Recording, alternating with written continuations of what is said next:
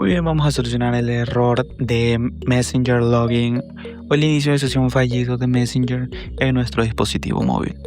Muy bien, ¿a qué se debe este error? Bueno, pues este error básicamente se trata de que cuando nosotros ingresamos nuestro correo y contraseña, Messenger nos da un mensaje que dice que el inicio de sesión no está disponible o el inicio de sesión ha dado un error.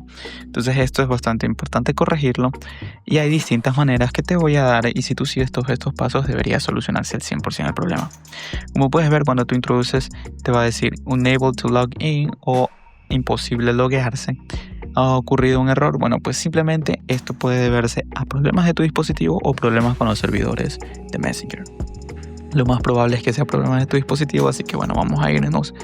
Lo primero que queremos hacer es interactuar con la aplicación y aquí vamos a irnos a permisos. Entonces, si tú vas a permisos, ubicación, trata de que esté en allow, o sea, permítele usar la información de tu ubicación a Messenger, ya que esto puede influir en el inicio de sesión. Es un problema bastante común y necesitas este tipo de información para poder funcionar. Lo siguiente que quieres hacer es simplemente ir hacia el menú de App Store y te recomiendo que desinstales y vuelvas a instalar la app, ya que es otra opción. Se instala correctamente y te da los permisos necesarios. Tienes que darle los permisos que deseen. Y una vez que ya hayas hecho este paso, es bastante común que ya se haya solucionado totalmente.